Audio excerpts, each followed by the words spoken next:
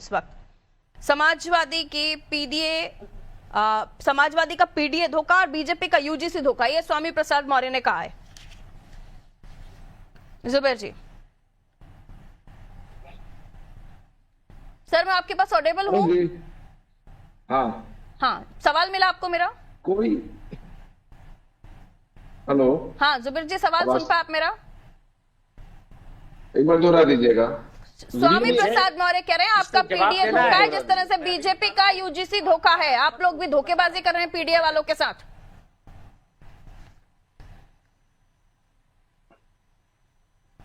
मुझे एक समाजवादी मिनट का पार्टी समय के दीजिए। राष्ट्रीय अध्यक्ष हाँ, पहले ही कहिए। कह चुके हैं, वीडियो का अवेलेबल मैं ये देखो। बताना चाह रहा एक हूँ, मिनट शैलेंद्र जी, वो अभी कनेक्ट हुए हैं, बोल लेने दीजिए उन्हें। कहिए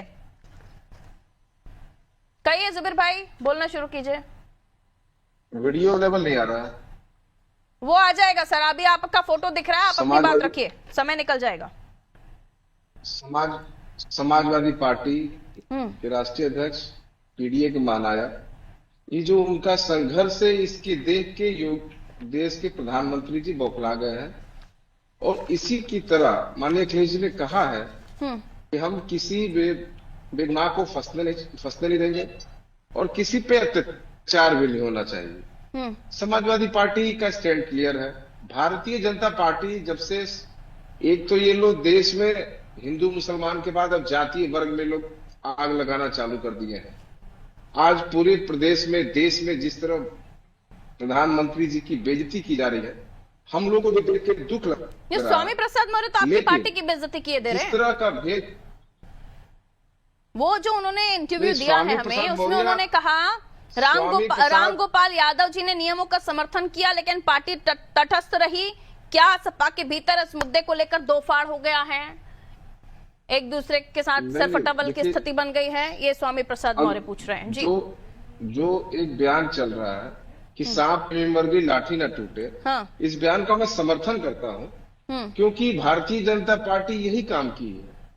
एक तरफ से ऐसा नियम कानून बना के देश के लोगों को उलझा दिया और फिर कोर्ट में कमजोर पैरवी करके उसको इनके पक्ष में कर दिया। अब ताकि देखिए 2 दिन से, कल से पूरे देश में, प्रदेश में किस तरह एंटी जनरल लोग सड़क पे आ गए हैं। धरना प्रदर्शन बवाल चल रहा है, लोग नारे लगा रहे हैं, सड़क पे कर रहे हैं। तो क्या देश के जनरल के अगेंस्ट जो है, एक यूजीसी के जो पक्ष में लोग हैं, अब वो सुप्रीम कोर्ट के खिलाफ कह रहे हैं कि सुप्रीम कोर्ट इसको लागू करे।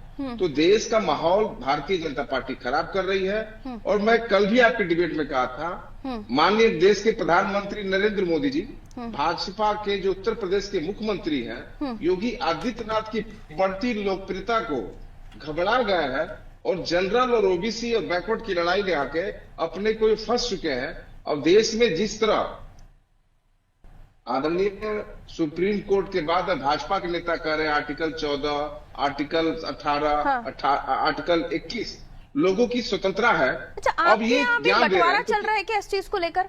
क्योंकि अभी स्वामी किसी प्रसाद को- मौर्य ने कहा कि आपकी पार्टी से सुप्रीम कोर्ट में एक बहुत वरिष्ठ अधिवक्ता हैं, वो अगर चाहते तो वो भी इस मामले में अपना पक्ष रख सकते थे, मजबूती से स्टैंड रख सकते थे, लेकिन ऐसा हुआ नहीं। आप वो लोगों की हमारे भूमिका स्वामी प्रसाद डगमग मौर्य जी, डोल रही है। हाँ, स्वामी प्रसाद मौर्य जी कोई समाजवादी पार्टी के नेता नहीं है। उनका काम है कहना, उनके एक अच्छा चीज कहा उन्होंने कि सांप भी मर जाए, भाजपा का लाठी भी टूट जाए, तो शब्द का निश्चित तो वो पूरे देश आपको भी के नहीं लोग बख्श रहे समझ हैं, वो रहे हैं। आपको भी वहीं लपेट रहे हैं उसमें भी। नहीं, लपेट आपका नहीं रहे पीडीए हैं। स्वामी धोखा, प्रसाद मौर्य जी यही कह रहे हैं वो, पीडीए के कहीं साथ से आप धोखा पीडीए कर रहे हैं। धोखा नहीं है, कहीं से पीडीए, यही तो बात है ना। तो अखिलेश उनकी जी, सारी बातों को अच्छा मानिए ना, ये नहीं, ये वाली बात अच्छी प्रदेश थी, में वो तो लोग अच्छी नहीं देख थी। रहे हैं। ओके, देख के आज देश के भाजपा, भारतीय जनता पार्टी और खास करके जो डबल इंजन की सरकार, जो केंद्र की सरकार है, बौखला गई है अपने 27 को देखने के लिए। ये आपस की लड़ाई का भी एक नतीजा दिख आपस रहा में है। गेन कर लेते, क्योंकि माइलेज जिस ले तरह लेते, कहीं तो समर्थन दिखाते हैं जब लड़ाई चल रही थी।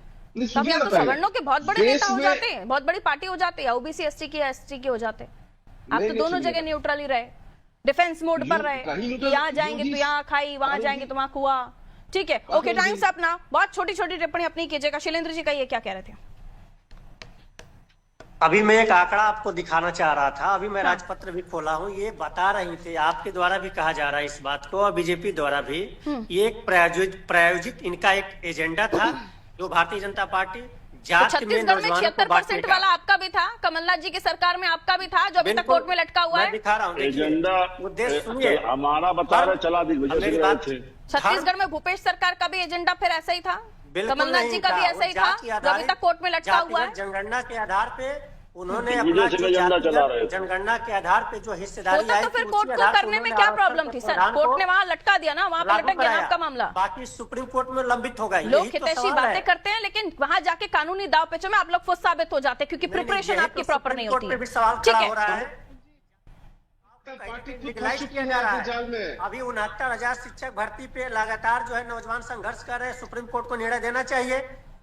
मध्य प्रदेश में जो है 17% से 27% शिक्षक भर्ती आपके लिए बढ़िया टॉपिक था, लेकिन यूजीसी जैसा नेशनल लेवल का मुद्दा जिस पर पूरे देश में सवर्ण विरोध कर रहे थे, वो आपके लिए छोटा टॉपिक था। ओके, इधर आपकी तलवार जो है उसमें उसकी धार में कुंद पड़ गई थी। कहिए विवेक जी, कहिए। यूजीसी के साथ साथ बाकी मुद्दे भी हैं सर, जो जातियों को खुश करने वाले हैं, वहां पर भी थोड़ा ध्यान दे लीजिए। शिक्षक भर्ती मामला भी, जात को प्रतिनिधित्व मिलना चाहिए, उनके हिस्सेदारी। हाँ, वही लॉजिक वही था। कहिए विवेक श्रीवास्तव जी।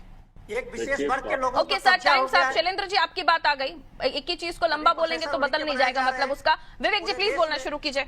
उस पर तो सवाल खड़ा होगा ना मैडम, यही हमारे राहुल गांधी। ओके शैलेंद्र जी, राहुल जी को बोलिए कि संविधान वाली किताब लेकर खड़े होकर दिखाइए वापस सवर्णों के साथ। पारुल जी ने चुप कराइए। ओके, कोई भी कहिए विवेक जी। देखिए पारुल जी, जो एजेंडा कांग्रेस का था वो दिग्विजय सिंह ने उसको करने की पूरी कोशिश की। हमारी नाराजगी अपने सांसदों से इस बात की कि उन्होंने सावधान रहना था दिग्विजय सिंह के लिए, वो नहीं रहे। दिग्विजय सिंह अपनी कारस्तानी कर गए। अनुशासन की बात करने वाली पार्टी के अगर नेता कार्यकर्ता ये बात कहेंगे सर, तो गले से नहीं उतरेगी।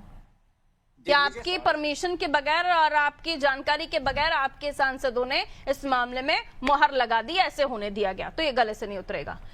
आप लोग समझदार हैं, आपके विवेक पर छोड़ती हूँ कौन किस तरीके से किसका पक्ष लेने की कोशिश कर रहा है। जाति की बात सभी कर रहे हैं, सबके हितैषी सभी को बनना है, लेकिन स्टैंड नहीं ले पा रहे हैं। ये मामला कोर्ट में गया, स्टे कोर्ट की तरफ से दिया गया, लेकिन स्वामी प्रसाद मौर्य की जो टिप्पणियां सामने आई हैं, उन्होंने सब पर सवाल उठा दिए हैं। उन्होंने कहा सपा का पीडीए धोखा, यूजीसी भी धोखा, और सरकार ने जिस तरीके से यूजीसी कोर्ट में गया वहां पर पैरवी ठीक से नहीं की। और कांग्रेस के मामले में तो आप जानते ही हैं, मध्य प्रदेश में भी ओबीसी आरक्षण वो करके गए, उसके बाद ये मामला अभी तक सुलझ नहीं पाया। वहीं छत्तीसगढ़ में वो भी वहां पर भी और आरक्षण की बात भूपेश साहब करके गए, वहां पर भी मामला लटका हुआ है। तो सवाल यही है कि लोग हितैषी, जनता के हितैषी और जातियों के हितैषी बनने की आप खूब कोशिश करते हैं, लेकिन आफ्टर ऑल आते आते ये मामले जब कोर्ट के दाव पेचों में चले जाते हैं, तब आप कुछ नहीं कर पाते, क्योंकि आपकी तैयारियां ही नहीं होती हैं वैसी। आप सिर्फ लोगों को लुभाने के लिए, उनके हितैषी बनने के लिए वादे कराते हैं। क्या ये सच नहीं है? आपके विवेक पर छोड़ती हूँ, अगर आप इन्हीं जातियों में से या फिर इन्हीं राज्यों में से बिलोंग करते तो दीजिए इजाजत। नमस्ते।